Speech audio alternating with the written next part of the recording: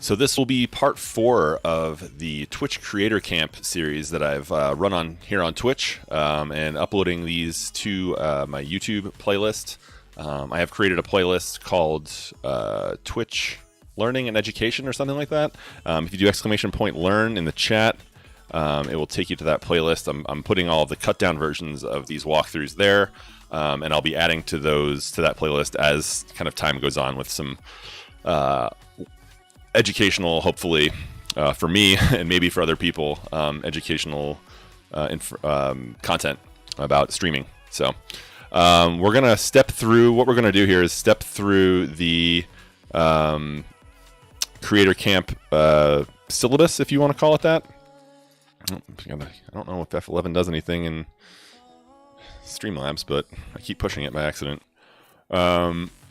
So I'll just step through the categories here real quick, and we'll kind of go over what we've gone through so far before we get into Get Rewarded, which is the last part of the camp, and that's what we'll be going through today. So first part was called Learning the Basics, and here Twitch 101 was basically how to get started on Twitch, how to set up your account, how to set up your channel. Basics was the next step. And that was kind of, like it says, best practices. So that was kind of like how to set yourself a schedule and kind of, if you want to kickstart kind of that growth, even if it's a slow growth on your channel, like some kind of best practices to kind of do that stuff. The next section was Twitch Etiquette. And this was kind of a video about how to behave, for lack of a better term, as a streamer, as a viewer, and as a mod, and how those three different communities kind of come together to create like really vibrant Twitch channels. So it kind of talks about like how to deal with trolls and how to be respectful of other people, how to correctly or incorrectly market yourself in other people's chats and that sort of thing. And community guidelines was just Twitch's terms of service and some of their basic community guidelines, which everybody should read. If you're starting a Twitch channel, you should always start with the community guidelines, terms of service, just so that you know what is allowed and what's not allowed in the community. The next session was Level Up, and this was kind of about taking the next step after you get your channel kicked off. So personal branding was kind of like talking about how to find your voice on Twitch and how to kind of like figure out. Didn't give you a lot of hints, but it kind of told you that you need to like how to set yourself apart from other people on Twitch to kind of like make your own little niche in the community of Twitch. Emotes was kind of a overview on like how to use emotes, how to create them, what are some good ideas if you're just getting started as an affiliate for some emotes, and that sort of thing.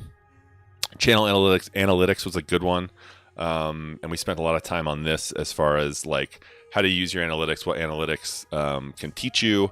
Some of the partners that spoke on this video were talking about what analytics they look at specifically when they're looking at channel growth and quote unquote like how successful their streams have been.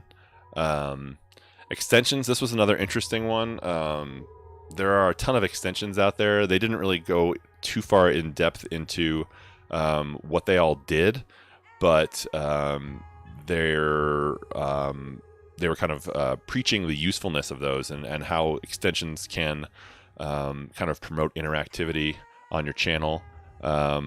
And provide you with some insight as well. It can keep the chat moving. It can at some point like get people to kind of like donate bits as part of games. It can kind of give you leaderboards so people can like if they want to move up the leaderboards and that sort of thing. So we're gonna look some more at that later on down the line because that one kind of intrigued me. I don't really use extensions too much. But this one was interesting to me, so we're going to go back to that one at some point. Social media strategy. This one, the big point here was to kind of have your brand uniform on all social media platforms that you're on. So that means everything from trying to get if not the same exact username you have on every social media platform, at least very close. Make sure that your photos and your banner profile or banner pictures and all that stuff are uniform, or relatively uniform if you want to kind of maintain that branding across platforms. And also your personal description, your bio, the little blurbs that you can put underneath your in your profiles.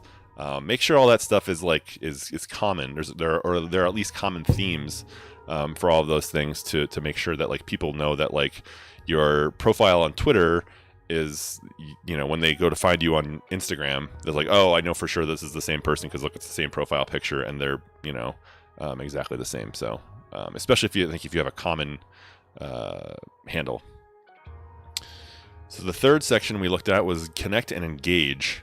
And so this was basically kind of like the first part was getting to know your audience. And this was kind of like how to keep chat going, how to engage your community, how to make a connection with people in chat when they stop by and say hello, and that sort of thing. And kind of like we talked a little bit about that give and take of like a creator versus a community, and how those two groups can kind of like mold each other into what the community actually becomes. So this is an interesting one too. Mix it up. This is kind of like kind of giving you other ideas for what to do if you experience burnout or if you're not having growth. Things to check if you are kind of like feeling like you're getting to a wall on your stream. So they talked a lot about like co-streaming, and what to do when you need to take a break. So when you need to take a week off or a month off or however long off, like how to communicate with your community, so that they know that like you haven't just kind of like gone away or whatever. Moderation and safety. So this kind of goes over, this probably should have been in the learning the basics section, because this is kind of important to do like right off the bat, but to make sure that like you are properly screening your mods, that you don't have too many mods or too few mods based on your chat, to make sure that the mods know like all of your chat bots commands and when they should and shouldn't like step in and kind of like take control of a conversation in chat. So this is good information for not only the stream owner, but for their mods as well. Say hi to your neighbors. So this is about networking with other creators on Twitch. This is for me, it has been, and for a lot of other people that I'm familiar with now, has, I think, been the best way to kind of like, to grow. Like I was saying, like I have a lot of regulars who are also streamers. I try to show up in as many people's channels as I can, given when people stream and the amount of time that I have to do those sorts of things. But that's probably going to be the core when you're starting out. It'll be like your IRL friends or people that you play games with, and like other streamers. That should be like your base when you first start streaming. So that's the lead up to this whole thing. A lot of good information in there. I just want to, at the end of this session, if we have time, I would like to go through and talk about some of the highlights and the things that I want to improve on. The big kind of bullet points that I got out of this whole process. So today we're going to be talking about the get rewarded category. So this is kind of like, it's funny that they have a whole category on this, because I kind of think that like, and I don't know. I know a lot of people kind of go into the streaming as like, I want to do this full time, immediately, or I want to make money doing this. And to me, that's kind of like, that's not why I'm doing it. I don't fault anybody for doing that. I know that like, I concede that like online personalities are a thing. That's a job. You have people who are only on Instagram and are making money just doing Instagram. So it's definitely possible to be streaming or to be making YouTube videos or to be, posting pictures and marketing yourself on Instagram. But this is kind of a perk for me. This is kind of a perk, the getting rewarded part. So we're gonna get into this today, and we'll get going here in just a second. Another bite of apple. Hope you guys are having good Mondays.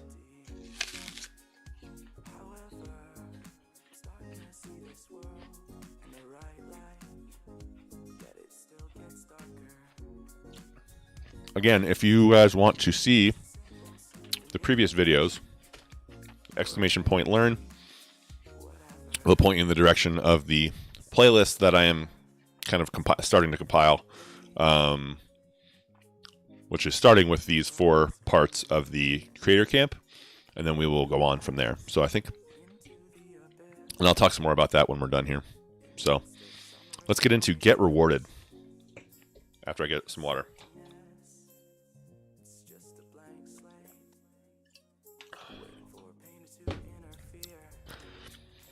Get Rewarded. Earning on Twitch is the icing on the cake, so let's make the most of your time on and off stream to make some money. Get tips from popular streamers on how to optimize subs, merch, ads, and sponsorships to help you make a living sharing what you love. Twitch Basics. View it.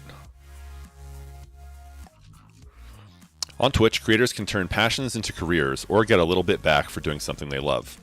No 2 channels are the same. That's why we're serving up all kinds of tools that can help you start making money. Read up on your options and then decide what's best for your community.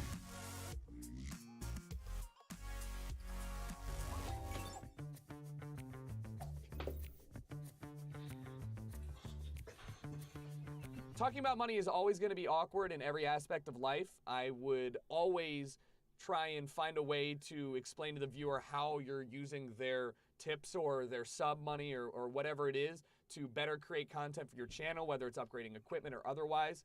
And then if you want to directly call out supporting, remember that monetarily is not the only way to support. Followers matter, viewers matter. They can watch ads. There's a lot of ways to support content creators outside of just Twitch or outside of just monetary transactions. The best sort of mentality that I can give you when it comes to this area is, imagine it's Christmas and Nana just gave you a Christmas card that had $20 in it. You don't call Nana a couple months later and say, "Hey Nana, I bought tacos with that." No, she gave you that. And so did your viewers. Be happy, be proud, spend your money on what you want to spend it, and don't feel the need to explain yourself. It's a very new feeling, but just try to realize that it's okay to spend the money that you've earned on whatever it is that you would like. Definitely recommend going to check that out and paying my bills with ad revenue. Stay in the mind of a consumer and a viewer. And I know if I come in a stream and all the person is talking about is pay me, pay me, pay me, pay me, pay me, I'm not going to be interested. Advertisements is essentially free revenue that you should definitely take advantage of. Meaning, I'm going to get up, go to the restroom, get a glass of water, etc., etc. Before you do that, go to your dashboard, hit run commercial, tell your audience that you're going to be doing that so they know they're not missing any of the action. Take advantage of it. Subscribers is probably the most important form of revenue on your channel. Try to push it, try to grow, have sub goals, have fun with it. But subscriber count is easily the most sustainable form of revenue in your channel. I would say, here's how you can subscribe. Or like if I got a lot going on, I may, here's the link to subscribe to me. I'll run the command. Chomo, what's going on, man? I'll run the command, or I'll say my little catchphrase. You don't have to pay a dime if you subscribe with Twitch Prime. Twitch has a really unique and beneficial culture where everybody has kind of accepted the idea of tipping to get your message out there. I like that guy's subscribe hair. or support your content creator, or watching ads in exchange for bits, or any of those other, methods of supporting. And that's awesome. It's a lot better than other websites. Is this my brother? I think that's a lot to do with the type of people that use Twitch and the community that Twitch has cultivated. And I think that monetization-wise, subscribers are the guaranteed best, most steady way to gauge your month-to-month revenue. So I would focus more on subs than anything else. What I like is that it's built in. Other sites don't have it built in like Twitch has it built in. What I mean is, I can get you can get paid a multitude of ways from Twitch, through Twitch. All right. There's some good stuff in there, guys. Just pause for 1 second. What's up, Grizz? How's it going? It's also the most revenue for Twitch. Check that bias. Yeah. Well, yeah, it's you know, you kind of have to, as with anything, right? You kind of have to take it at face value, or take it with a grain of salt, I guess I should say. But it is interesting, like some of the stuff that they were going through there. Subs do kind of get the, the most value for Twitch as well. But I feel like there's also a certain level of like somebody can come in and drop 100 bits, or 250. Let's say they come in and drop 500 bits into your channel. There's a definite possibility that you might not ever see that person again. With subs, I feel like there is a little bit, because especially if it's not a Prime sub, if it's a regular sub, there's that automatic rollover. So like people kind of have to like consciously go in and like unsubscribe from you if they want. I feel like subscribing to someone is more of a you're kind of like making a commitment to a person. Like, I didn't say it to my wife when we got married, will you subscribe to me? But that's the basic idea, So it's just interesting. It's interesting to get kind of all that stuff. So, one of the things that dude with the amazing hair was talking about was I think important for. I wish I had. This is before I proposed before I got engaged. And she probably would have said no if I had asked her in that way. So she'd be like, "What the hell are you talking about?" So, and I got this. Actually, I'm glad you brought this up, because I got this kind of idea. I put a panel on my Twitch page that kind of like explains how I want people to support me as a streamer, or what levels they can support me. And I kind of got this idea from Jomo. I got this idea from Broman. A couple other streamers as well, as far as like people are going to support you however they choose to support you. Some people will not talk in chat at all, and they'll just drop 100 bits here and there, and that's like their way of supporting. Some people will, like your posts on Twitter or retweet them or whatever, but you never really see them, or you might not even know who they are. So there are a lot of different ways that people can support the stream, and it's important to kind of I think lay that all out. And some people want to know, like, there are some viewers out there who want to know, like, hey, like, how are you going to spend this money? And like Vanalis said, like, there isn't, you're not beholden to people to kind of like tell them that, but it's good if you feel comfortable in putting that out there, to say like, hey guys, like, I think Jomo kind of said the same thing, and that's kind of what I put in my panelists as well, is, I'm using all the revenue. I have a separate PayPal account set up for my Twitch. This is kind of how I have it set up. Everybody has their own thing, obviously. Every time I get like a deposit from Twitch, like that money's all set aside. That doesn't go into my bank account. I don't get like a check, that I have to put into my personal account or my business account or anything like that. It just goes into a separate PayPal account. That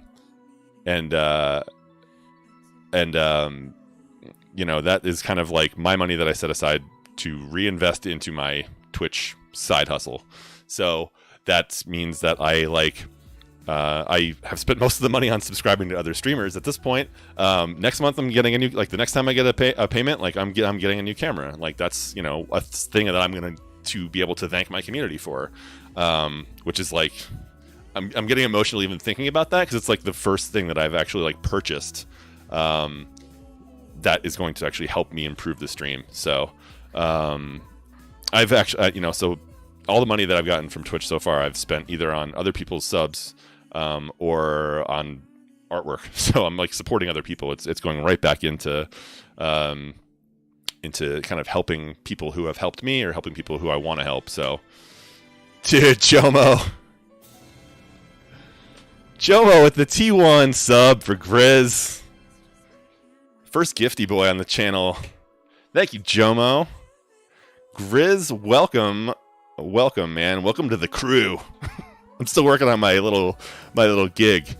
Thank you so much. Thank you guys both for being here. Enjoy your little Apple Core. Welcome to the Apple Core crew.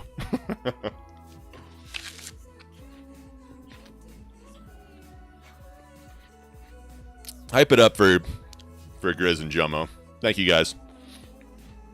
So yeah, explaining that to your community. You don't have to say it like every time somebody subscribes, like I'm going to use that $2.49 for, to put into my Steam account or whatever. But having in broad terms, how you're going to use your success on Twitch, I think is important. And it also gives people kind of a roadmap of like what you want, in rather than like you setting out goals. It gives people a roadmap and informs them that you're actually serious about what you're doing, which I think can lead people to like to resub to you or to support you in other ways. So, sorry, I'm chewing into the mic here. I don't know so much about like focusing on subs. I don't want to like, obviously these people are way more successful on Twitch than I am at the moment, but there's a certain level of thirst, I feel like, that you feel from some streamers on Twitch. Like I don't want to call out like specific examples, but I think you guys know it. You know what I'm talking about. Who are kind of like more about the numbers. And again, like everybody kind of has their own thing. So, but I feel like growing as a healthy community and growing a community where people don't feel like they have some control over you as a streamer, I think that's a really dangerous road to go down. Is if you're like, hey guys, like help me get to X amount of subs, it's like, it's okay to have like one goal, but if you're constantly doing like, if you're at like 45 subs and you're like, can we get 5 more subs today to get to 50? That would be sweet, but like to kind of keep moving that bar, I feel like people will think like, well, I'm subbing to that person, I'm helping them get to the goal, what are they going to do for me? And that's kind of can lead to some real sketchy situations. So when will we see your sub goal tracker? When I get to like 90, I'll put a sub goal tracker up for 100. I'm only gonna do so. I've got my overlays. Are they showing up? My new I redid the top overlay. You can't even see it anymore. When there's a white screen. But I'm gonna have a little spot for like when we get close to milestones. I think that's how I'm gonna do that stuff. So when we get like within striking distance, I'll put it a little. I think I did it for 200. I tried to do it for when we were close to 200 followers. We were at like 195, and I was just like kind of put a upcoming milestone, 200 followers. So, yeah, I don't know about outwardly focusing, let's say, on subs, or bits. Like I kind of do things here and there, like shameless plug. On Wednesday, I am doing another Extra Life charity drive. Wednesday, pretty much all day. And what I do for those is because like if people for some reason like can't donate directly to Extra Life, they can donate through the channel. So that one of the things I can do, is when people cheer using bits, I can just convert that to because that money comes direct. It's 1-to-1, 1 cent for 1 bit comes directly into my account, my Twitch account. I can just convert that directly to donations to Extra Life. So you stay in the channel for 10 minutes, you watch a bunch of ads, however much you get, like donate it all in the chat, and then at the end of the day, I lump it all together and, put it in, and add the donations to the group. So like on those days, I focus on bits and I really push like, hey guys, like donate bits, like it's free for you guys. All you gotta do, like let's make Twitch pay for these donations, like, or Amazon or whoever the hell is paying for bits when you watch ads or whatever. So, what you choose to focus on, I guess, is up to you. But it is nice that kind of Amazon and Twitch have kind of combined forces to give us ways to monetize, because it does take a lot of time. It takes a lot of time to like set this stuff up. It costs money to buy games. It costs money to buy gear. And yeah, it's like for a lot of people my size and around the same size as me as far as like streaming goes, like it's a hobby, and that's kind of like if you worked on cars or if you did art, like, as a hobby, like these are all things that are just kind of like it's almost like an entertainment cost. But it is nice to kind of like have some of that recouped in certain ways. So we'll just go through this real quick. Ways to earn subscriptions. A subscription allows a viewer to pay per month to support your channel if you are a partner or affiliate, either on a recurring or one-time basis. Subs, get access, or the crew, get access to your emotes and other benefits you can define. For more on subs, check out this article. Let's see what this article has to say. Oh, it's the next section. Okay, so we'll get there in a second. So this is another thing too, is like that I'm always trying to like borrow from other streamers. The film school person in me comes out, where the first lesson I learned in film school was like steal from everyone. If you like the shot in that movie, even if it's like a Spielberg movie, like steal it, put it in your movie, So it's just like I'm always looking for inspiration from other streamers, and one of the things I always look for is like what other things are streamers doing to kind of like make the subscription for their subs like kind of extra special. So everything is remixed. Exactly. I saw that video, Jomo, that you posted. Absolutely. There are some unicorns out there, Hey, Jomo, thanks for the host, buddy. There are some unicorns out there. There are some people who are 100% creating, like just doing everything completely original, and they're hard to find. But for the most part, it's like people putting their own spin on things, and that's beautiful, I think. I love that about this medium. I love that about art in general, because I think it adds to kind of like this shared culture, pop culture experience that we're kind of all going through. So I'm always on the lookout too. If you guys know, streamers out there or other people who are viewers and watch other streamers, like if you guys see a streamer doing something cool for their subs, like, tell your other favorite streamers who are, hey, like so and so does this. I thought it was pretty cool. It might be worth looking into. It doesn't seem like it would cost a lot of money or whatever. There's no way that everybody can take in everything that everyone else is doing. So sharing that information is really good. One of the things that really caught my eye was your tweets with games and schedules. Those are so pro, and actually made me think and remember what you were playing on which night. Yeah, I got out of doing that for a while. I'm having some issues with Twitter as far as like what's working and what's not working. But I was always like changing my template for that too. I finally got to one. I'm like, I'm just gonna keep it simple. I'm rolling back my stream a little bit. Keep it simple, stupid. Like the graphics with the overlays with all that stuff. So. Because I need to get more regular on like posting across all. I spread myself a little too thin. I need to like ratchet it back and then ratchet it back up again. So, but yeah, I think those things came out pretty good. All right, bits. Bits are used to cheer, which is a way viewers can show you support in chat. If you are a partner or an affiliate, you receive 1 cent for every bit used to cheer directly to your channel. Many streamers have found fun ways to integrate bits into their streams, like using them for voting or celebrating big moments. Like how? When a viewer uses bits to cheer, animated emotes called cheer motes pop up in chat. If you want to get the full rundown on bits, do's and don'ts, check out Bits Acceptable Use Policy. I'm not going to read this whole thing, but I'm going to bookmark it. Because maybe this will give me some ideas.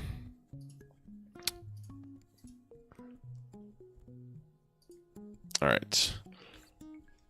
Ads generate revenue for partners and can be seen by viewers upon page load and when a partner opts to run additional advertisements midstream on their dashboard. Merch by Amazon. We've teamed up with Amazon to give Twitch partners an easy way to sell custom merch and earn every time an item is sold. You can sign up for merch by Amazon in your settings page, and remember, you must be a Twitch partner to have an Amazon.com account. Amazon Associates. I just signed up for this the other day.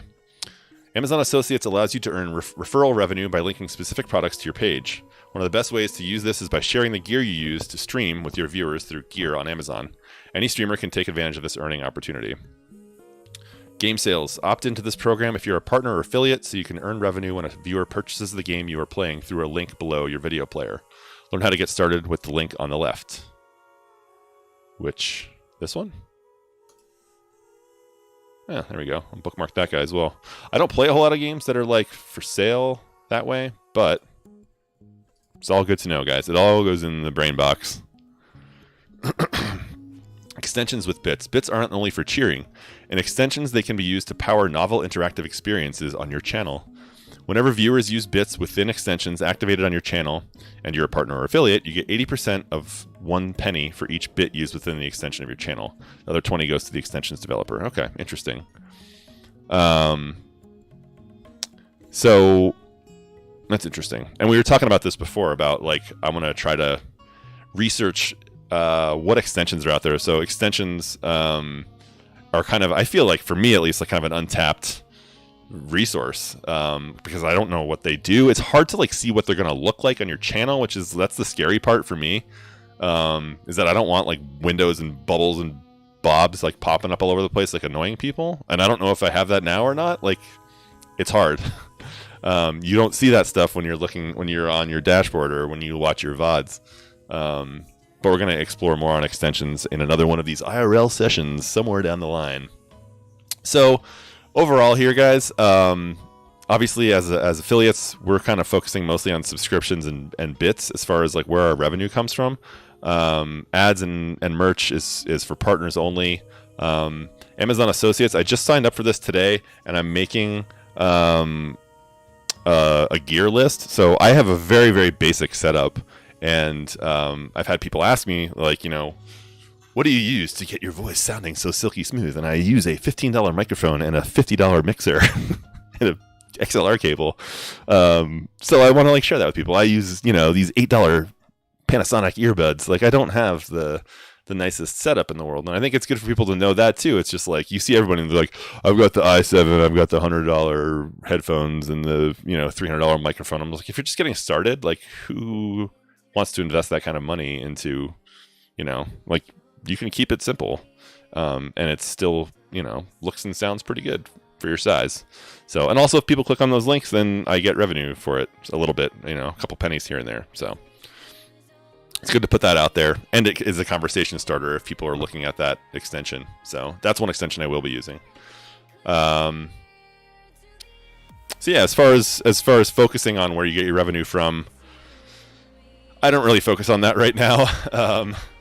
I look at my numbers like once a month as far as like subs goes. I don't know if there's like any way to really control when people are like donating bits. I haven't gotten to the point yet where I'm comfortable doing like, let's do a freaking sub train today, bros, or bit war kind of things. Like I think those things just kind of, I elect to try to let those things just happen naturally. So that's kind of where we're at with that. But it's good to know that there's all these ways that you can kind of monetize your time and the service, the entertainment that you're providing for people. So when you're ready to start making money on Twitch, you'll probably want to make sure your payment information is correct and understand any tax implications.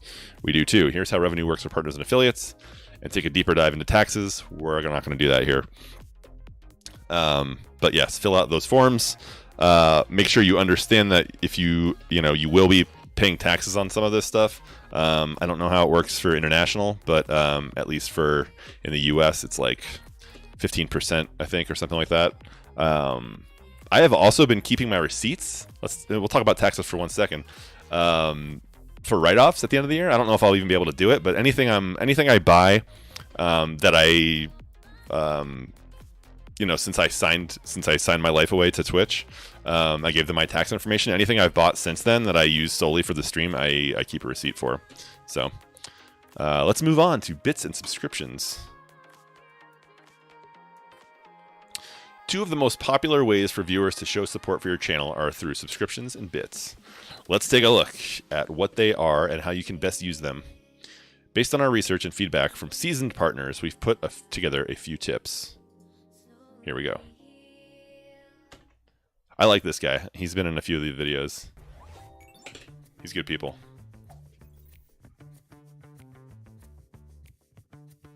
In this segment, we're going to be talking about optimizing your earning through bits and subscriptions.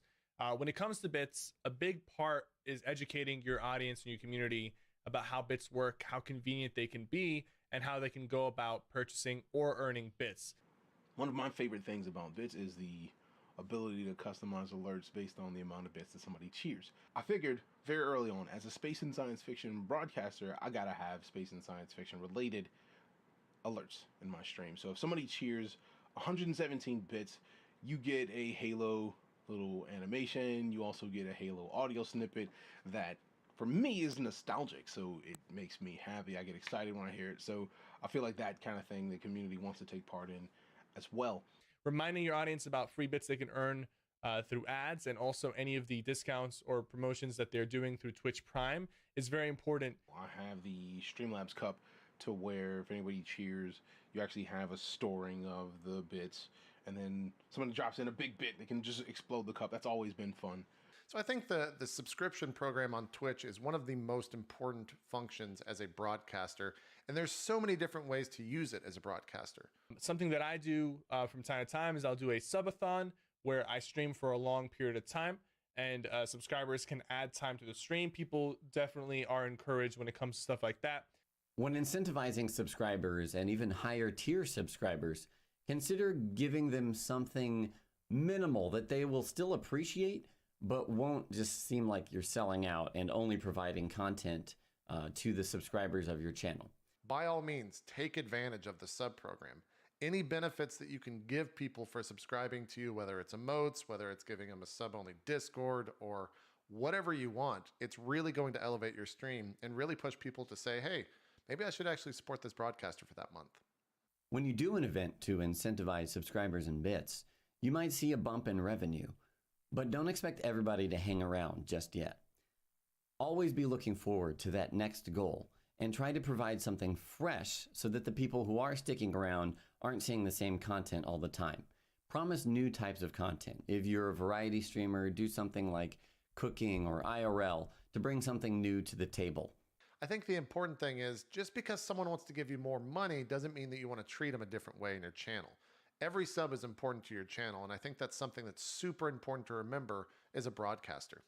For the most part, I try not to push too hard for things like subs and bits, just because I feel like that's going to happen naturally if people are enjoying your content and they have the capability of doing so. I told you I like this guy. Did I not just say that?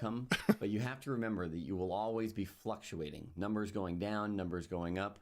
Take every little win as a huge victory, and don't fret the little number drops.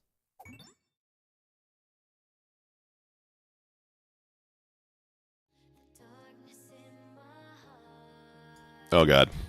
All right. Again, all good stuff. It's so funny. Like everyone who's starting off streaming, like the big push is to get affiliated first, and everybody wants like to get affiliated. And then like when that moment comes and it's like, I signed my tax forms, I'm super pumped. Like no one wants to talk about it anymore, right? Like it feels like such a almost like a taboo thing to like mention the fact that like I'm affiliated, yeah, like you can subscribe to me now, you can donate bits if you want, you know, it's cool, you know. Obviously you don't want to be like, hey guys, I've noticed that like nobody's dropped bits in the stream yet, but like it's something that's there, and people know that, and people know that like most people who are familiar with Twitch like know that when you're affiliated, that means like you can start like getting paid, you know. So that's the thing. It's part of the system. And so one of the things that like, and I'm guilty of that as well. One of the things that I'm really not good at is kind of like, or one of the mistakes that I constantly make is that I just assume that everybody knows as much about like bits and subs as I do, which is not the case, you know? So you got to kind of like, when I'm designing websites, I kind of like to put them through. At one point, I put them through what I call is the mother-in-law test, where I'm just like, okay, like if I were to like show this website to my mother-in-law and say, you know, for example, like this is a website for a lawyer. Like, go to this website and tell me how you can schedule an appointment with this person, and not give them any other instructions. And so I kind of have to like bring that mindset, I think, to like a broadcaster's point of view at some point. And one of the things I thought about doing was like before I sign off every night, like I don't have the spiel yet, but kind of like adding that to the spiel as far as like, hey, if you guys have Amazon Prime, don't forget that you can subscribe to anybody that you want for free. you know, and the fact that you have to like keep doing it over and over again. That bits, if you have your pop-up blockers, you know, turned off, like you can get free bits by watching 30-second ads, you know, up to X amount per week, and you can get up to 100 bits per ad that you watch. A lot of people don't know that stuff, and it feels weird to like when you're streaming and you're doing your thing to like break off and be like, let's talk about business. People don't know the breakdowns. Grizz brings up a good point that like when you sub to somebody, it's $5 to sub, and you get emotes, you get the sub badge, you get you know, whatever other access that the broadcaster has given to you for that like $4.99 or free if you're using Twitch Prime. But also like the broadcaster only gets like half of that. Yeah. And granted, like you get more stuff, but like Twitch gets the other half. So if you're an affiliate, if you're a partner, the differential goes up. But for bits, it's a 1-to-1 thing. So 1 bit is 1 cent. That's kind of like if you buy bits, so you can get bits for free by watching ads. If you buy bits, it costs you a little bit more than a penny per bit. So it's not exactly 1-to-1, but so there's just a difference there. But keeping people educated on that stuff is difficult because you have new people coming into your stream. So even if like your regulars already know that and you have educated them a month or two ago, new people come in and they might not know. So you have to kind of like bring that up, or hopefully like, you know, you get to a certain point where your chat can kind of explain it to them. But it's a conversation, I think, that like if you're going to be kind of like looking to take it seriously, and in order to do that, you need to kind of be having like some revenue coming in. You kind of have to like explain that to your community, and that's a very, very touchy subject because people are going to think that you're kind of like with your hand stretched out, like, you know, can you please give me money? So it's tough. And again, like one of the things that I'm kind of like trying to do is, this kind of goes back to the last topic, was incentivizing things that I can do to incentivize people, things that's like special things that I can do for subscribers, on my own time or with my own money, that sort of thing. So like I do, like one of the things I started doing was like I do like I put all my subs into like a random spinning wheel, and then once a month I spin the wheel, and whoever it comes out on, like I just like get their information and send them a little like card through the mail. So like, and then I kind of cross that person off the list. So like the next month, like somebody else will come up. Just a little note to say hey, and you know, make a personal connection with somebody and say thank you. Just basically a thank you card and a couple other like little pieces of swag that I have that I throw in there. But it's like something that I can do. It doesn't cost me much. And I think that like it makes a nice like personal connection with people, and it really does say thank you to people who have, you know, kind of chosen to subscribe to the channel. So you can have that one for free. Feel free to steal it. Everything's a remix, man. It's nice. I have fun doing it. Gibbo actually was the winner this month, so I got to send a piece of mail overseas. It was nice. So yeah. All right. So subscriptions let your community support you on a consistent basis and get rewarded with exclusive perks for doing so. Aside from good karma, subscribers gain access to custom global emotes usable across all of Twitch, subscriber badges, ad-free viewing, and more. Subscriptions. A subscription allows a viewer to pay a minimum of $4.99 per month to support your channel, either on a recurring or one-time basis. Subscribers get access to your emotes and other benefits you can define. There are multiple tiers available to subscribers that want to provide additional levels of support by raising the rate, to $9.99 or $24.99 a month. Whew. Gifted subscriptions. Gifted subscriptions are exactly what they sound like, a way for viewers to gift a 1-month subscription to your channel to another user. The gifted subscription supports your channel just like a typical sub, and gift recipients have the option to become a regular subscriber after their first month expires. As your channel grows, gift subscriptions are a great way for your biggest fans to help grow your community. We had one of those happen just a few minutes ago. Just a little sidebar on Gifty Boys. Those are super awesome, and that's another thing that I love doing is like I love like having that revenue from Twitch that's kind of like set aside only to use on Twitch, because like I'll just be in somebody's channel and, you know, somebody's really like getting super hype in chat, or you know, like, oh, I love those emotes, blah blah blah, and then you can just like swoop in and just be like, boom, gift that person a sub. The first time I ever had anybody gift me a sub was completely random, and I like barely knew the person that did it, and it just feels so good, like to give and to receive a gifted sub. It's really fun. I love that feature. It's one of my favorite features to use as a viewer and as a broadcaster. I think it's great. It's a great way to grow the community. That was another thing I did for a couple months. I was trying to kind of push people creating clips and sharing clips. So for a couple months, I had kind of like a little deal going where like the highest viewed clip every month, that person who created that clip would get a gift sub to whatever channel they wanted. So that was fun. It's a cool thing to try. I may bring that back sometime in the future. Twitch Prime is included with Amazon Prime and includes a ton of great perks for viewers, including 1 free channel sub per month. Twitch Prime members who use that free sub to support you are set up on a non-recurring basis, so it's always a good idea to remind your Twitch Prime subs to renew every month. You guys who are streaming out there, how do you do this?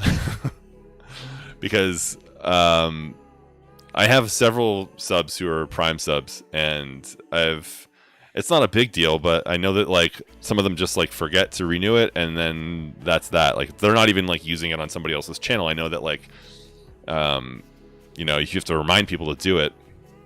I think I actually set up an extension. Yes, so I did set up that Prime extension. I think. Can you guys see it? Is it there? Is there a Twitch Prime extension? I thought I set one up last week. So, because there's always like, I think I have a command for it too. So this is one of the things that I have also, is if people are like, hey, how do I do that thing? I have a command set up real quick. So I can just type !Prime, and then it takes directly to the help article on how to do it. So you don't have to like spend 5 minutes explaining it. So this might be a good idea for some of you guys too, to add to your bot commands. So you don't have to, if somebody comes in and says, and stolen, hey, my Prime right now, I forget how to, renew it, or like, because this includes like how to link your Amazon account to your Twitch account. So this is like the whole thing. So I made this was the brother-in-law test. So we talked about the mother-in-law test before. My brother-in-law's like, yeah, so I just got my Alexa set up, and I've got Amazon Prime now. Like, what's this like streaming thing you're doing? And I was just like, here you go. Yeah. So as an on-streamer, just say reminding people to use it. Yeah.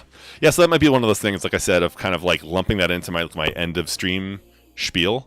I mean, you don't get everybody that's in your stream because people are in and out, or have to like sign off before you're done streaming or whatever. But at the end of the stream, I might start doing that, of like maybe just at the first week of every month, be like, thanks for joining me, guys. Remember, if you're, to check your Twitch Prime to see if your, subscription is due for renewal this week or whatever.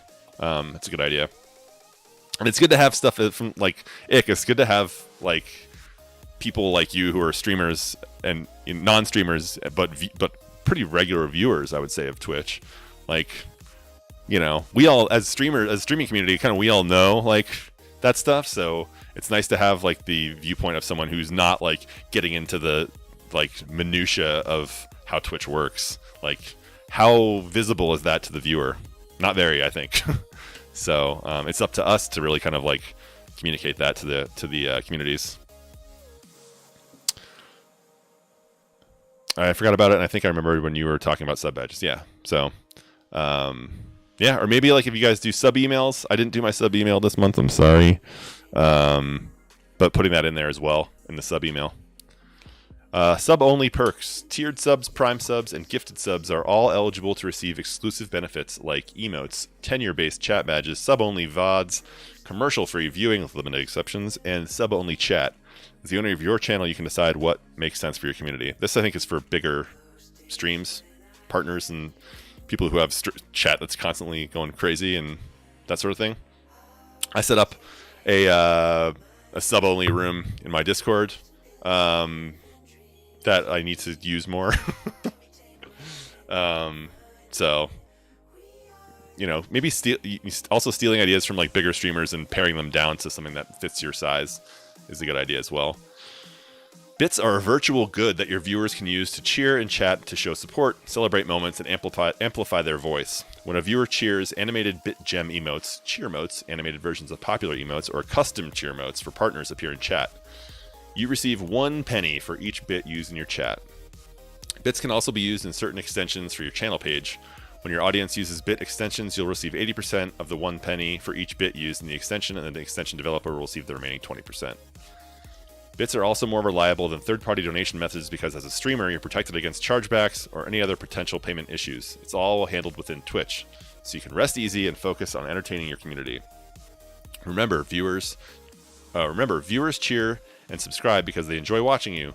Think about your content first and monetization second. Yes, I'm going to say that again. Think about your content first and monetization second. The more entertaining and engaged you are with viewers, the more naturally your revenue will increase. If you're craving even more on bits, you can read our bits acceptable use policy, which I bookmarked. So here's some do's and don'ts. Let's see how many of these we covered. Do acknowledge viewers as they support your channel with cheers or subs. Visual alerts and a verbal thank you are easy ways to do this. It can be fun to use cheering with bits as a way for your viewers to express gratitude or offer encouragement. Okay, that's a do, obviously. Set sub and bit goals for your stream. You can work with your community to hit these goals and celebrate together when you do. Okay, this says to set goals, but again, we'll see. Provide some kind of return for support. Twitch offers sub emotes, badges, and other benefits, but you can get creative and offer things like a dedicated day to play games with subs on stream. It's not a bad idea. Don't. That looks weird. That word looks weird. Don't make users feel guilty if they cannot subscribe or use bits. Watching you or participating in chat might be their way of showing support. This seems like it should be obvious. Like, why is this the number 1 bullet point on the don'ts list? Like, who is doing this? Who's making their viewers feel guilty because they're not subscribing or using bits? I don't get it. This is part of that Twitch community that I am not involved with, thankfully, and I just don't understand. Don't overly monetize multiple aspects of your stream. Users can feel disengaged if the primary focus of your content is generating revenue. True. We're going to talk about that in a second as well. Don't be afraid to talk about money. Your viewers want to support you and sometimes aren't sure how to. Okay, so going to have to keep remembering that. That is something that we just talked about. Don't forget to acknowledge your viewer support, whether that's via alerts, a verbal thank you, or extra subscriber benefits. Users are more likely to support you in the future if they feel appreciated and acknowledged. So,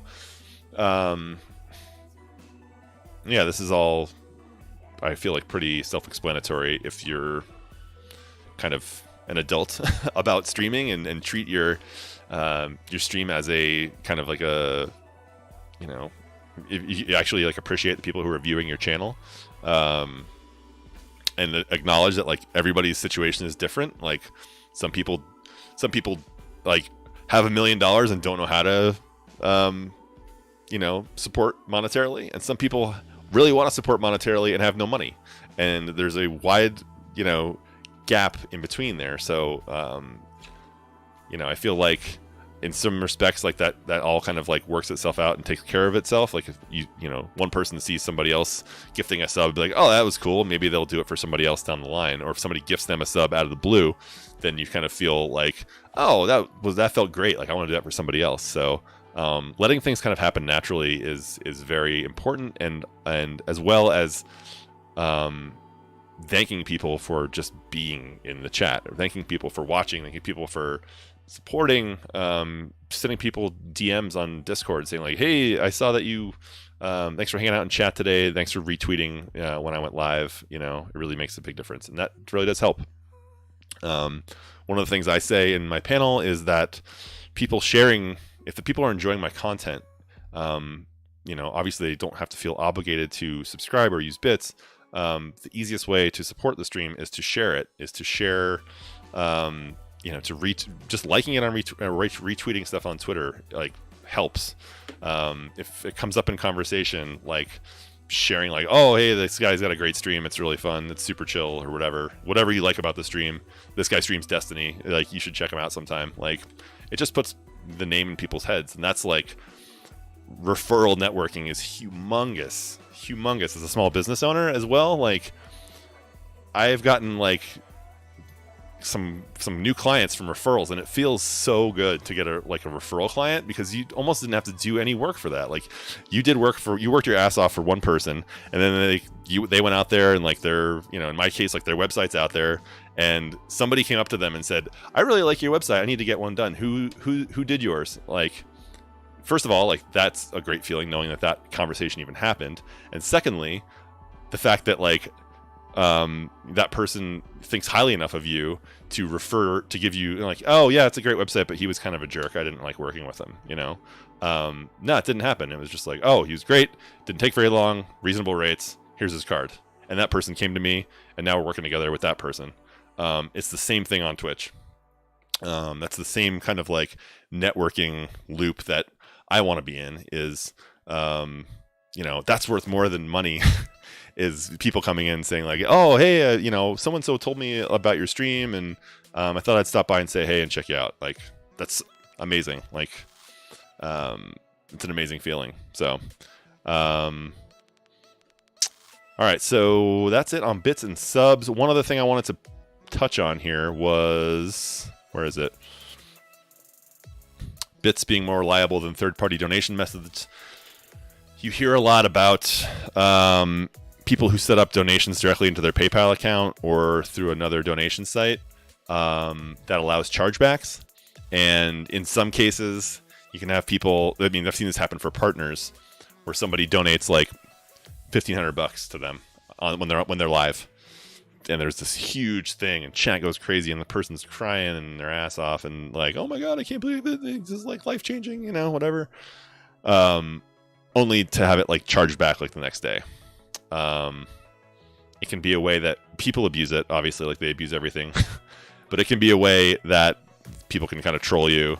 Sometimes people spend that money, and then it gets charged back, and then you're on the hook for, compensating.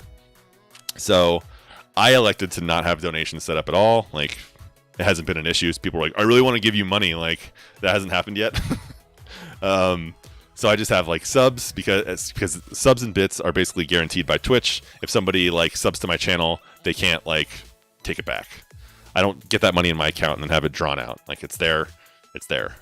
So that's my reason for not having a donations button. Also, on top of the fact, like what I just said, like, support for me is networking. Support for me is sharing, and your kind words to your friends and other people in the community. So they'll do the flip side. They'll donate tons and tons of small donations and charge them all back to the streamer. Actually incurs fees for those chargebacks. Exactly.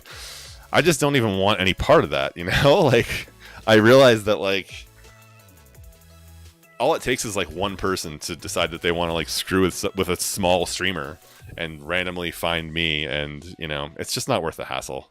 It's not. If you have outside donations, note them and sit on the money for 3 to 6 months. Yeah, but like, why? I don't know. Again, I don't even want to deal with that. Like, I've got enough other things I'm trying to work out with like getting the stream up. I'm just like, what? We're gonna go with like what's built into the system, what's guaranteed, what has the least amount of risk involved. So that's the route that I chose to go. And I know that a lot of people. The trick is that a lot of partners kind of like they get a large chunk of their revenue from direct donations. So almost every partner has a donate button on their Twitch, and I know of several partners who have kind of like talked about kind of how their monetization is set up, and for some of them, like over 50%, these people who do it full time, so they get like make a living off of doing Twitch streaming. Many of them, over 50% of their income is from direct donations, and to have that kind of like 3 to 6 months of kind of like, oh, like is this money even mine? Seems really nerve-wracking. So, all right, so we'll move on to running ads, which is not something I really need to worry about, but we'll watch it anyway. Amazon is getting rid of universal ad-free viewing for Twitch Prime starting next month. Huh. So what does that mean? Does that mean that phone? Once you reach partner status, viewers can help you keep things up and running just by watching ads on your channel. Ads generally run automatically when a viewer lands on your channel, but partners can earn additional income by choosing to run ads during their stream. We'll call these mid-roll ads. That's how some of our partners work ads into their everyday content. All right, we'll watch this. This is, you know, it's when nature calls, right? That's a good time to run like a 3-minute ad. I guarantee that's what most people are going to say. I run ads on a very, very timed schedule. That is to say, I'm very upfront when I'm going to run ads. And I think that's very important when you run ads so that people just know that you're running them to begin with. Ad content can be really tricky depending on who you're talking to and what they want to go for their channel. Some streamers don't run ad content and some streamers do. I've always found that I really do benefit from running ad content. And I run one 30-second stream every 30 minutes. So one commercial every 30 minutes. That's 30 seconds long, no more, no less. One of the worst things you can do as a streamer is in the heat of the action. You're in a boss fight, you're getting super close to winning. You pause, you go over there, and you click ad. And then, you know, everyone starts watching an ad instead of you fighting the boss. So let's say you're a streamer who wants to run more ads on their channel. One of the best ways to do it is to work out a schedule as to when you're going to be running those ads. Not only is it good for you, but it's also good for your viewers. Let's say you stream 8 hours a day. Maybe you run ads every 2 minutes, and maybe those ads are 3-minute increments. Letting people know, hey, it's been 2 hours, I'm going to get up, I'm going to stretch, I'm going to go get a drink, and I'm going to run 2 minutes of ads. Perhaps turning off your ad block if you want to help support me is a thing you can do, but don't beg for it. Don't call them out for doing it. Just say, hey, it'd be nice if you turn off your ad block if you're running it. I appreciate you guys. I love you guys, and I'll see y'all in just a minute. While I'm gone, guys, I'm going to run some ads. We're going to use a break command here. You will miss nothing.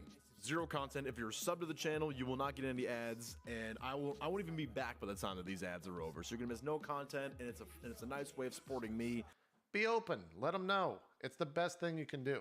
If you have goodwill with your community, then they'll probably reciprocate that goodwill. I usually don't have anyone really complain. I think maybe once a month someone says, oh, there's an ad. And my response to them is always, hey, you know, you can subscribe and that means you don't get any ads. Or if you sit through the 30-second ad and you watch it, it really does benefit my channel. It helps me pay bills. It helps me keep doing what I'm doing right now. And it really does. Running 1 month's worth of ad content at that rate, it gives me enough to pay a bill, which in my opinion means that it's worth it. One of the easiest things to do when you run an ad is to watch that viewership number to see if it drops or if it raises. And to be honest, it doesn't really have anything to do with you running an ad. Now, you might piss off a couple people and they might leave because of that, but if you're open with them, they're probably just going to stick around, watch the ad, and then continue watching your broadcast. I think a lot of this advice when it comes down to it is just being true to who you are. I think that whenever you want to run ads, you just be honest about it. You don't have to be personal. You don't have to get too into detail, but you can say, hey, this supports me, and I really appreciate it if you want to support me in that way.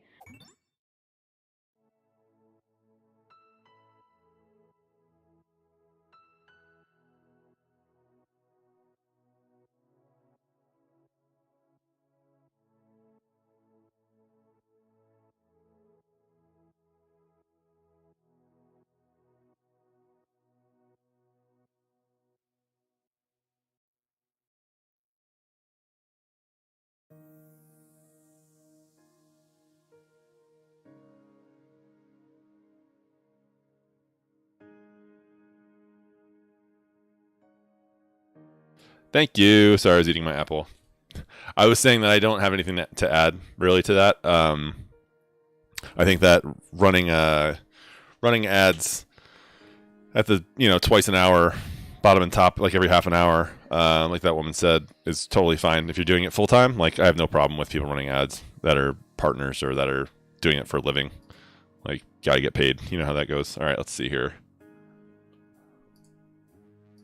Is it this one? No. Changes to Twitch Prime. In the almost 2 years since we launched Twitch Prime, it's been exciting to see so many members of the Twitch community take advantage of one of the best deals in gaming and use perks like monthly channel subscriptions to support streamers like you. As we have continued to add value for your viewers with Twitch Prime, we also reevaluated some of the existing Twitch Prime benefits. As a result, universal ad-free viewing will no longer be part of Twitch Prime for new members starting on September 14th. For new members. Twitch Prime members with monthly subscriptions will keep ad-free viewing until October 15th. Members who already have annual subscriptions or who upgrade to annual subscriptions before September 14th will continue with ad-free viewing until their next renewal date. Interesting. Ad-free viewing will no longer be part of Twitch Prime for new members starting on September 14th.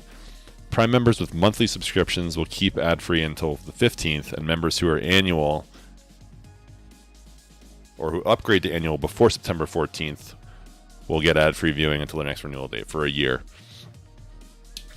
All our Twitch Prime benefits like monthly channel subs, monthly games, and loot, chat badges are not changing, and Twitch viewers can still get ad-free viewing across all channels by subscribing to Twitch Turbo. As a Twitch creator, we know you get a lot of questions from your community when changes happen on Twitch. We want to equip you with as much information as we can about this change to Prime benefits. Huh.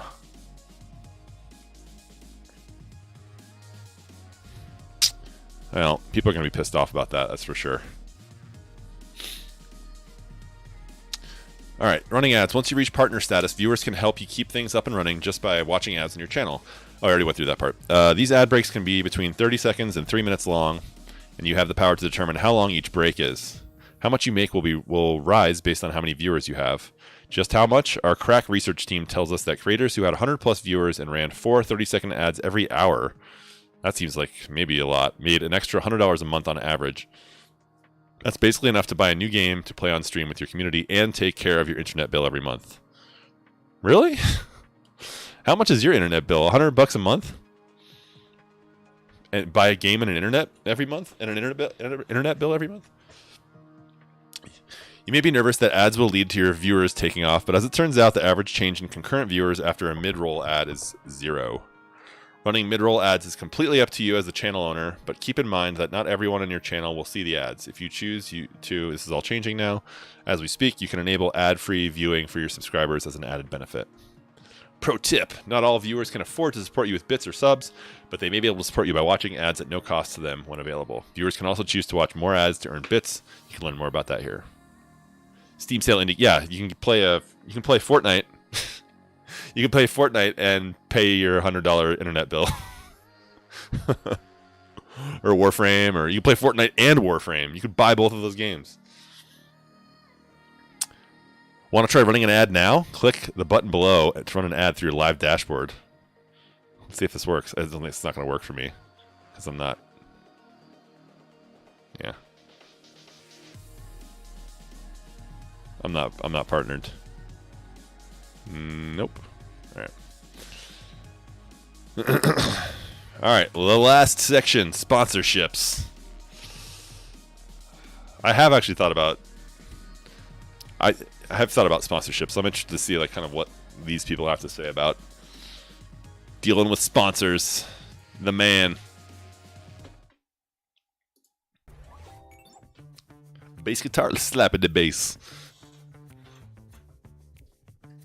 So pursuing different sponsorships as a streamer is something that eventually becomes, a little more prevalent, especially as you grow. But as you start out, from the beginning, it's something to keep in mind as a good way to optimize your earning potential. I started working with a couple brands mostly because I reached out to them. Monster Energy is one I reached out to when I was like 15 years old, and they said no. And then I reached out to them again, and they said yes. There's a lot of different ways you can go about it. Networking is going to be important in literally every aspect of your life. Whether you go to a convention or not is not the only way to network. Face-to-face is obviously better, so if you're at TwitchCon, have business cards handy and meet people, and don't be afraid to just chat. At the same time, you can do it online. You can do it on Twitter. If you see a company that represents something you would like to promote, have no fear in just asking them if they might want to get in contact to work something out. There's always a PR person at the other side of that computer screen, and just getting your name in their head is a huge step forward. A good way to leave the door open for potential sponsorship opportunities is to make sure that you have proper business contact information on the bottom below your stream in your profile, in your different social media things like Twitter and whatnot. Have a business email that developers or publishers or people that are in charge of of managing these different deals and sponsorships can reach out to you to see if you're interested. There are a lot of brands that are going to want certain numbers, whether it be concurrent viewers or a certain amount of followers to justify working with you and having you as a good brand ambassador. But I think a lot of it is also your perspective. If you can sell yourself to a company and why your stream in your community is so important that their brand should want to work with you, that is a talent in itself. And I think that before you approach any company, you need to know your worth and what you can bring to the company. My channel grew to a size where I could start working with brands pretty much immediately because I had already had pre-existing brands from YouTube.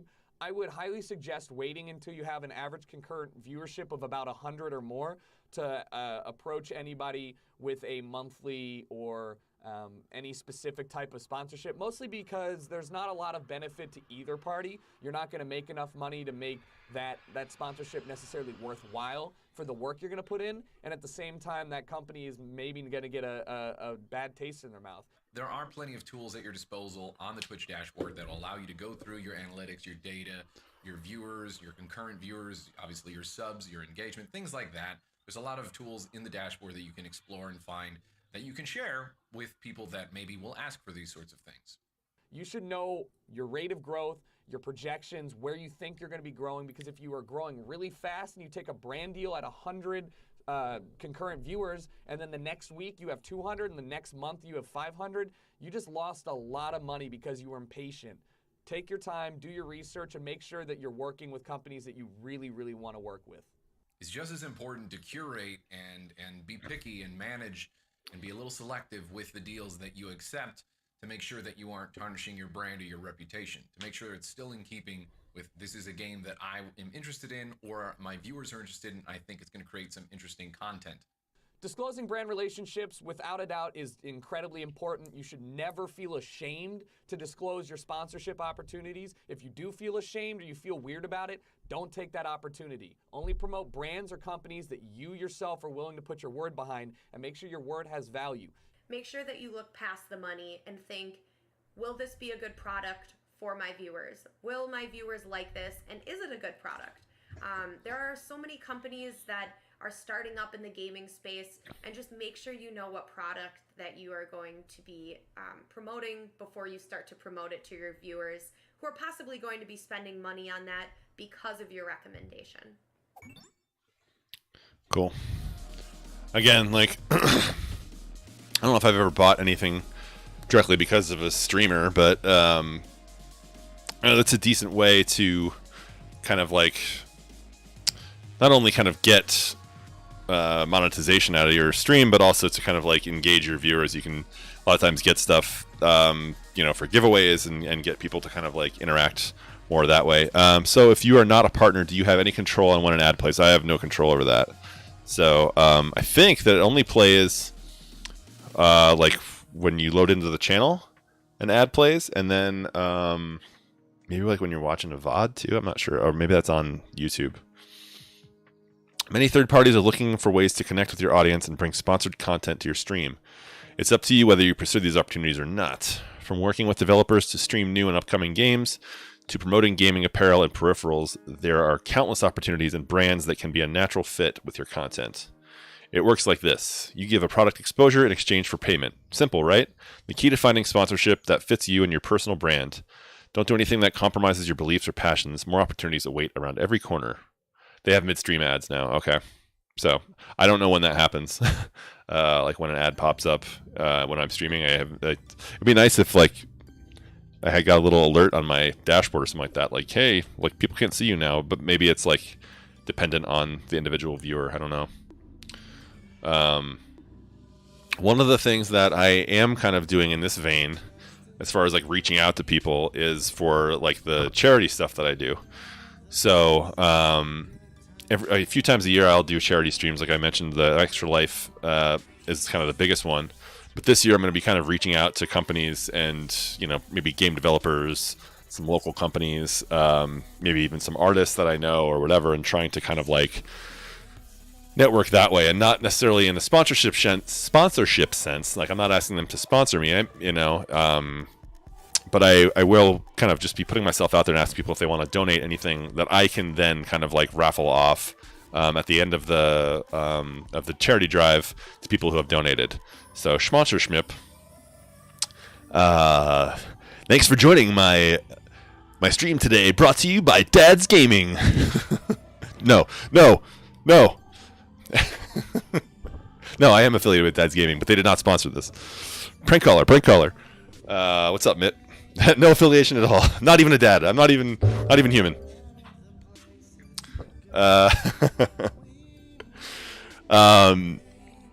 So that's one of the things I'll be doing, and maybe that will lead to sponsorship down the line, but it's a way that I can network, because I know that I can't be like, hey, I'm averaging like nearly 10 viewers every stream. How would you like me to wear your G Fuel hat?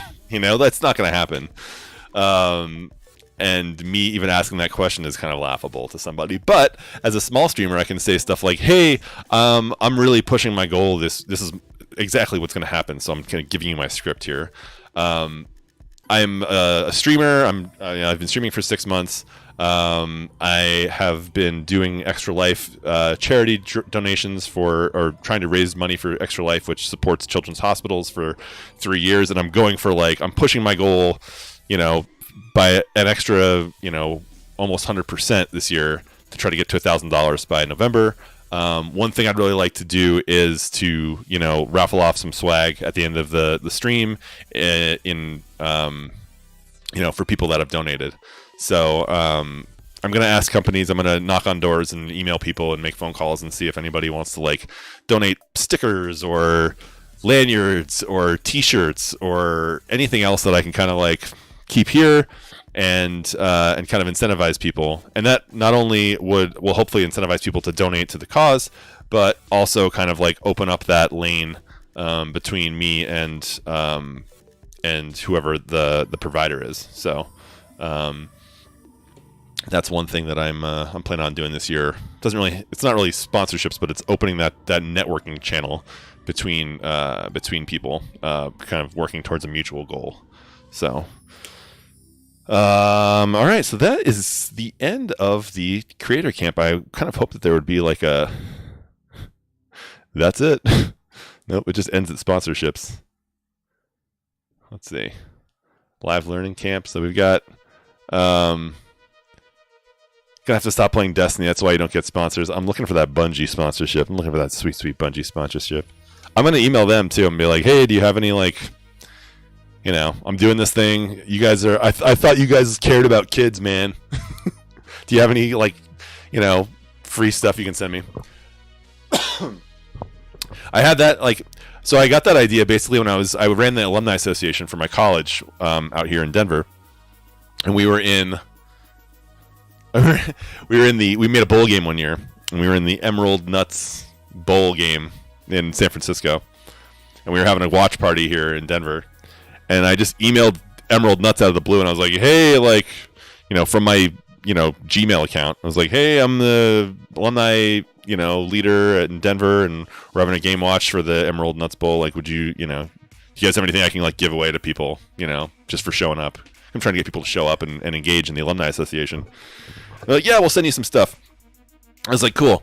So, I lived in this, tiny apartment, and I came home from work one day, and there was, two, mail those mailboxes, they're 2 feet by 1 foot, the big heavy ones, 2 of those things taped up, and I look in there and there's 50 canisters of Emerald Nuts, the big boys this. Those things are $10 a pop. I was like, holy crap. And I was like, all you gotta do is ask, right? What the worst that could happen is they didn't get back to me. So it never hurts to ask people to to donate. And then I was just I brought I was like, check it out, guys. It made me look good. It made them look good. It was a win-win. And I was just eating Emerald Nuts for, I don't know, 6 months. I was bringing them to parties. I was like, please take these.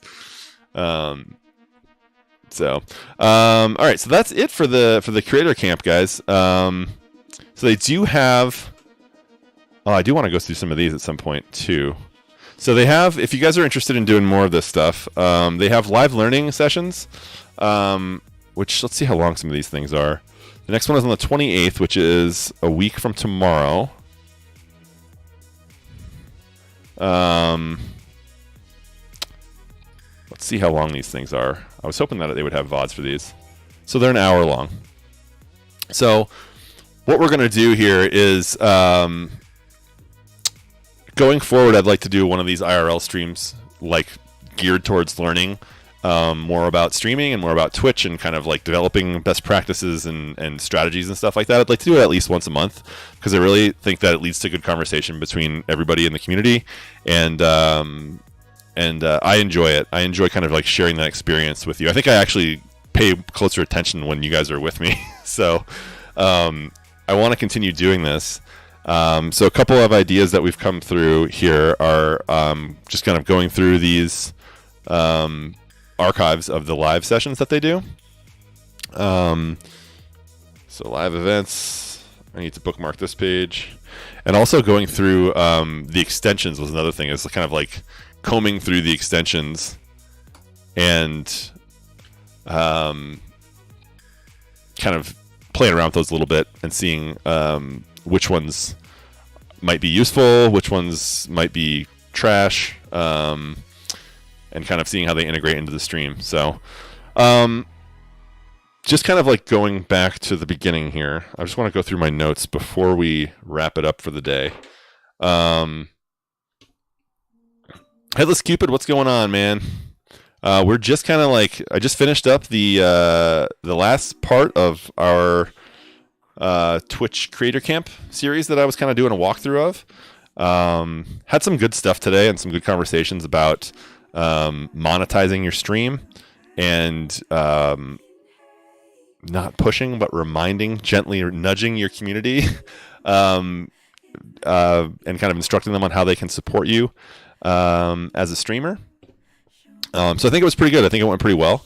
Not sure if we learned a lot as far as like things that can happen operationally, but it's more about tactics and tact on how to talk to your community and how to educate your community. I mean, you, as a broadcaster, part of your responsibility is to educate your viewers on how to be better viewers, and that can mean everything from like how best to support the stream if they want to.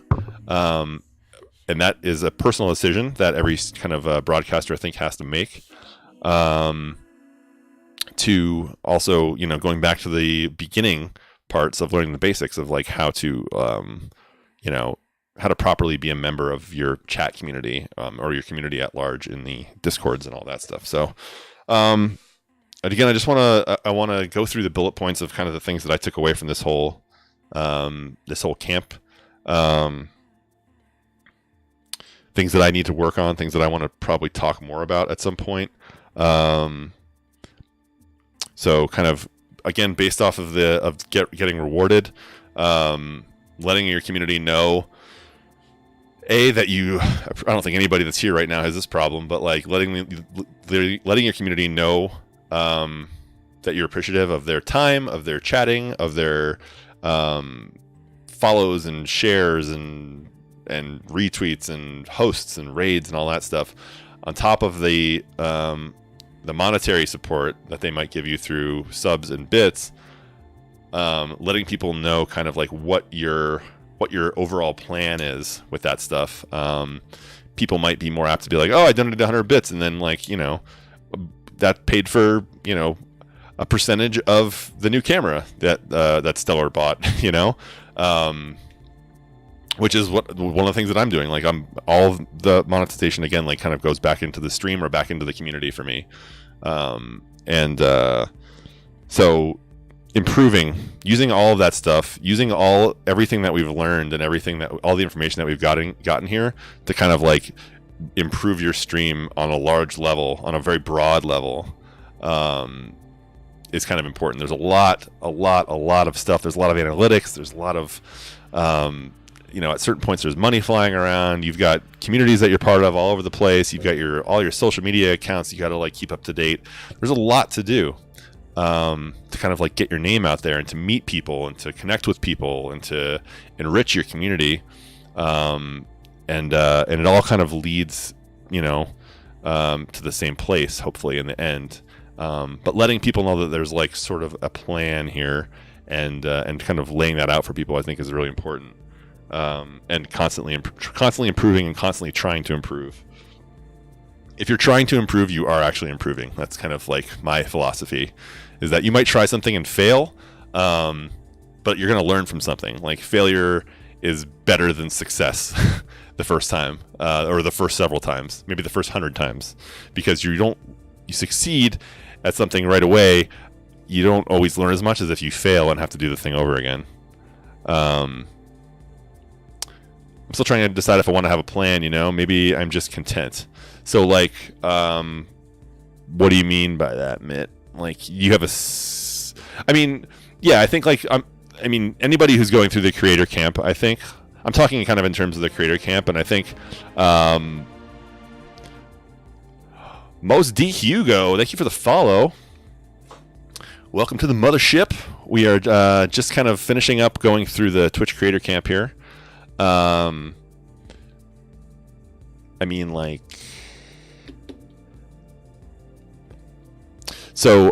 guess I was saying is, like, most people who are going through the creator camp, I think it's like, you've got how did I say it before? We have the hobbyist, the enthusiast, and the professional, kind of as the spectrum of Twitch broadcasters, right?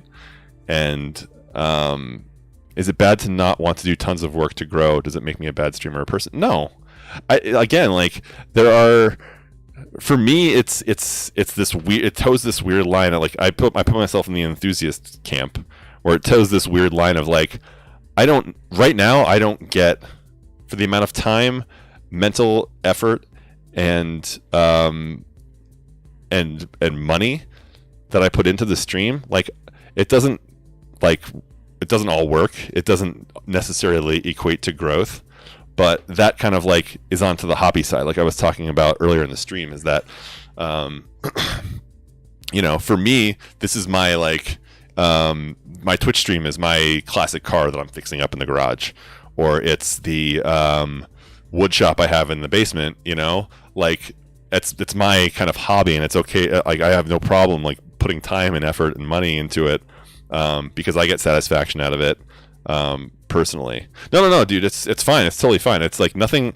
Everyone's channel is unique, and that's what I love about Twitch, is that there isn't, like, people are doing this for so many different reasons. You got people who are just opening up Twitch accounts today, being like, I'm going to make $1 million, and that's all I want to do. And it's like, that's not my, fine. I don't agree with that. I think the people that do that are wrong. But there are people that do that, and there are people that are just like, I'm just going to, like, stream because I don't know why, because my friends want to watch me play games. And that's fine too. There's no you must check all these boxes in order to stream on Twitch, before you do it. Like, everybody has their own reasons and their own methodologies. But I'm saying in general, I think that if you have a community that's starting to support you, and most of them, like, many of them probably won't even care if you have a plan or not, but some of them will. And I think for some of them, it will incentivize those people. If you want to get people to resub, I think, like, incentivizing people, saying, like, hey, like, thanks for the sub. Remember to resub when your Prime subscription runs out next month. If you check down below, this is what I'm using any bits and subscription revenue I get. Like, this is how I plan to spend it. I stream because I enjoy social activity and I care about people. That's about it. Yeah, man. I think that's, like, a good reason to do it. And, like, getting into this section of the creator camp was interesting. I was saying this before too, that it's interesting that they dedicated an entire section to monetization. It kind of leads me to, that's a quarter of this entire program, and it leads me to kind of, like, understand that, like, this is geared towards people who want to, like, do this for a living, like, do Twitch streaming for a living at some point, or that could potentially be on their radar at some point. So it's one of those things you kind of have to, like, Bit with 101 thumbs up, Bits. Thanks, Bits. Thanks for stopping in, man. Thanks for those 100 bits. Appreciate it. Headless Cupid, I feel like you have to do it for fun as first priority. If that's your first priority, or to just have fun doing it as a hobby, then it will make a stream be successful or not as a good stream. Yeah. Yeah, for sure. you don't know if you're going to be good at it. You're not going to know. You're not going to know if you're going to like it. Like I've talked before about my first couple of streams, I was just like, I don't know what this is. I don't know what I'm doing. And people are chatting, and I'm just like, I don't know who that is. Like I don't think it's for everybody. And I think people do it for different reasons. But at some point, like when you get to a certain level, like you kind of have to like take all that stuff into account, you know? And again, I'm not saying that like everyone needs to care about it. You might not even care about like if you get, you know, bits and subs or whatever. Like, you know, if you get a deposit from Twitch and it goes into your PayPal account, like you might not even care. Like, okay, I'm just gonna go spend it on, you know, whatever, a bill, or go out to dinner one night or whatever. Like, it's up to you. Like that guy said, like it's up to you how you spend that money. Like that is something that people have donated to your channel, and that is yours now. There is no expectation. There should not be any expectation from viewers to broadcasters as far as like you need to like, you know, sub to my channel now. Like that's not how it is supposed to work. But all I'm saying is that like sometimes laying it out there can kind of like help people better understand like what bits are, what subbing means to a channel. Because a lot of people don't know that as viewers. Like as broadcasters, we know, like we are fully aware of like how the bit system works, how subscriptions work, and all that stuff. But people who stop into your stream, like friends of yours in real life who are not streamers, who are watching, might not know that like, you know, what a bit is or how to use it, what a sub means, and like that you can get emotes from it or whatever, and that you can use those emotes on other channels. So again, it's just kind of like, it's up to you how much you want to express that information to your community. So let's see here, what else do we have? Collaborations. This is another thing that I kind of like starred on my notes here. Is another thing that I want to kind of get more into doing. Mitt, we had that awesome one with Deman and Oogler and Zadmeester when we played Dead by Daylight. I want to get back into doing some more of that stuff, solely because it was fun. I mean, they were talking about it in terms of networking and kind of like, you know, networking with other streamers. It's a great way to do that, but on top of that, like it's just fun to kind of like, I had a lot of fun playing actually Destiny with Oogler and Barely Casual last week, or the last couple weeks. So every time I do that, I'm like, I gotta do this more often. It's so much fun. So you get those multi-streams going, and you get community crossover. It's easy, it's a natural way to network, I think, with other streamers. How do you make your channel stand out? This is like the one question I wrote down the entire question to, because I'm constantly asking myself that question and I never have the answer for it. So that's something that I'm always thinking about and always trying to like put my finger on, and it's a moving target and it's tough. Let's see. Analytics. We talked about how to gauge success, how often to check your analytics, and strategies for improving the analytics that you decide to focus on or to not focus on. Extensions. This was another big one that we're gonna kind of like look more at. I'm going to start using the equipment. We talked about that. The equipment extension on Amazon. Twitter extension, we talked about not using that one. We don't want to have a Twitter feed on my Twitch. Bad. So we're going to look more into extensions and seeing like how much benefit they can have to myself or to the viewers. But there's just so many of them, and I don't feel like like an untapped resource. I think extensions are. Not a lot of people use resources or extensions. So I want to kind of dig more into that and see what's out there. Social, engaging off stream, Discord, submail. These are all like, you know, kind of key ways to kind of talk to your community outside of the Twitch chat. And I think that's something that, again, like I'm always trying to improve on. I've spread myself a little too thin on that stuff from time to time. with having to juggle like IRL stuff and all that. But it's always something that I'm trying to like find the best system. There are, finding the best system to stay engaged and all that stuff is really important, I think. So always trying to look for new ways to stay engaged off stream. I think people come to your channel for you. I'm always willing to pop in your stream because you're a genuine dude who's pretty transparent and fun. Exactly. I mean, that's like, and it's again, like it's hard for me to answer. And I don't know if like, when I said that, like, how do you make your channel stand out? Like, I don't know the answer to that. It's because I guess I'm not like trying to, and maybe that's what makes me stand out, is that like, I'm not like, trying to make my channel stand out. I'm just trying to like be me, and I'm putting myself out there, and I'm trying to be honest with people and connect with people. So I think that part of the reason I have a problem answering that question on my own is because it's really, it's up to you guys to answer that question.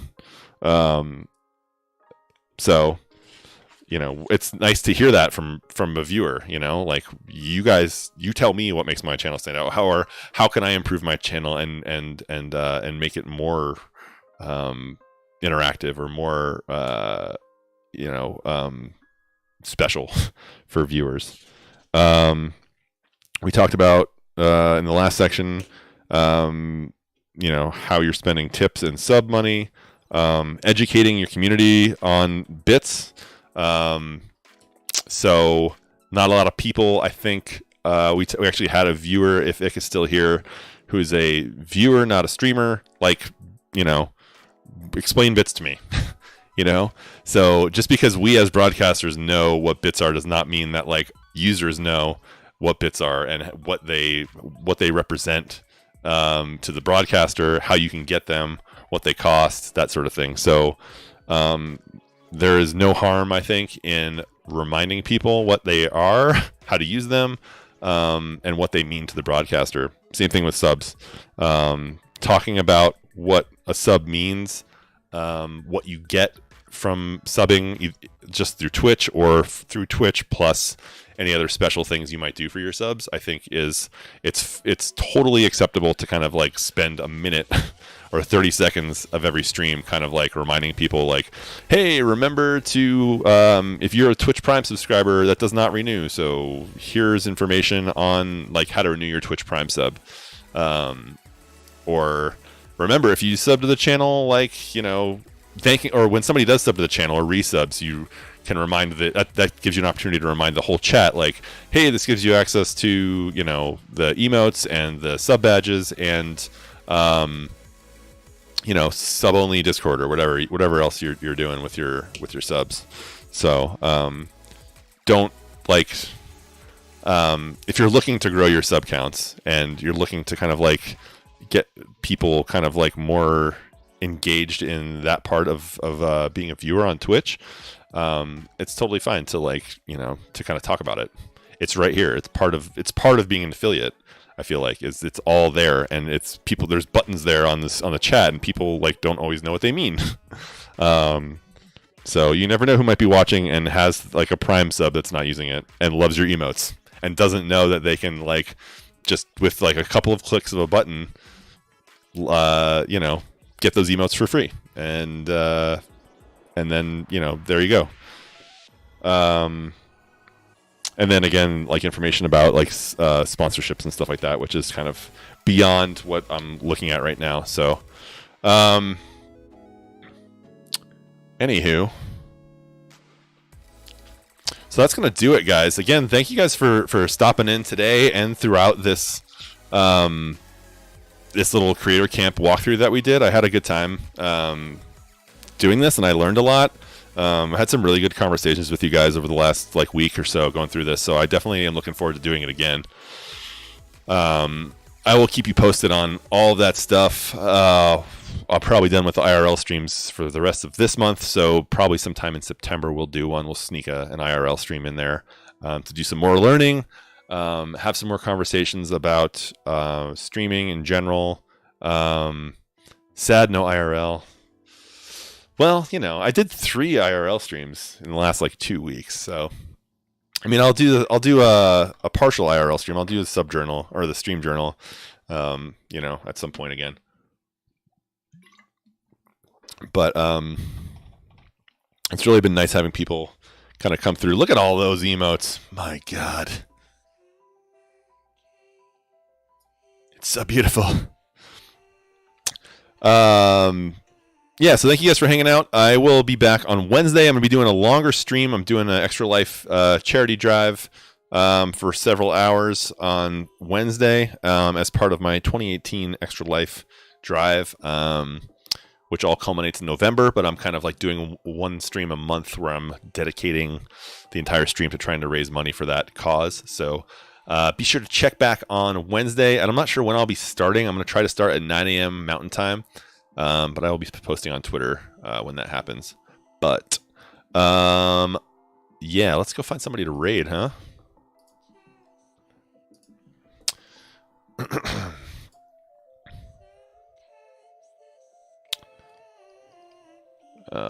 Let's go raid Razik.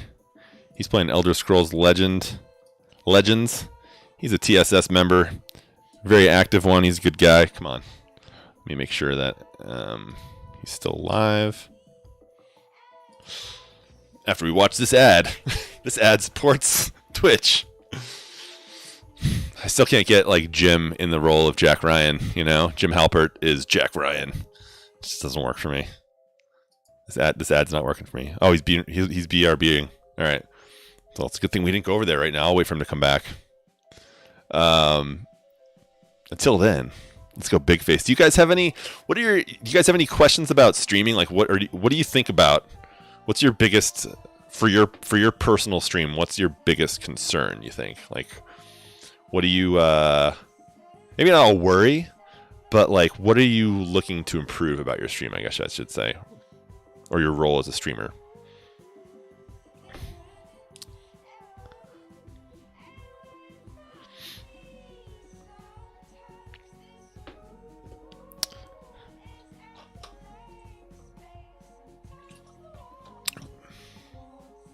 My biggest concern is living up to subs' expectations. How do you know what those are, though? How do you know what expectations the subs have for you? Exactly. Well, then how can you concern yourself with that, though? You know? I agree that like when somebody is subbing to your channel, there's a certain level of accountability that you feel towards those people. And for me, again, like everybody kind of handles that differently, and everybody feels differently about like what a sub means, depending on like what you've said in your streams or whatever. But for me, it's just about being online. I try to keep things as simple as I can. So it's like having my schedule and trying to stick to it as best I can is like my first priority to people that sub. Someone gave me money. What do they expect in return? Whether they really do or not, I feel like they do. I feel like I owe them. No, I think that's totally reasonable, and that's why it's good to have these conversations. Like I was talking about this, it's something because they support what you already do in most cases, but there are rare times when they expect something more. Exactly. So, and you can't prevent the way that somebody feels, and nor should you try to like. If somebody subscribes to you and then thinks that it's that entitles them to something other than like. Other than the things that you've spelled out in your panels, or if you haven't spelled anything out, like whatever Twitch provides, which is like sub badges and emotes, let's say, in basic terms, like that's really kind of on them, I think. It's not a transaction, yeah, unless you make it one as a streamer, unless you say like, I will play games with you once a month as a sub.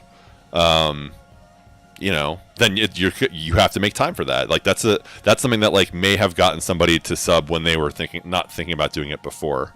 So you set the like Twitch sets the initial standard of like, like some people don't even have emotes set up as affiliates, and so it's just people like at that point they're just kind of like supporting you, and just look at it that way is like Twitch defines what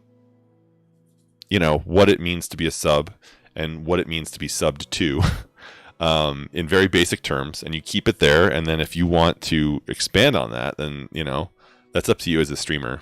And if somebody feels like they are, okay, he's back. If somebody feels like they are in need of something more than that, then that's really kind of on them. And it's, as a streamer, it's your house. This is your house. Well, this is my house, but like your stream is your house. And if somebody comes at you with like feeling, you know, like, you know, like you should be obligated to do something for them, like you can let them know it. Let them know that they're wrong.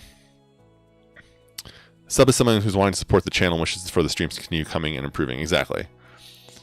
And again, that's kind of what I was talking about, like putting kind of a very basic overview of how that what they're doing actually is making a difference, and how it's making a difference. So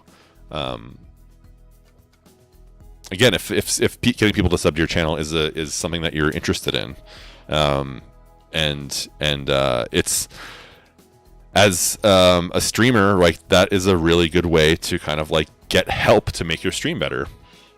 And viewers need to know that, and they need to, oh, he's playing Dead Cells.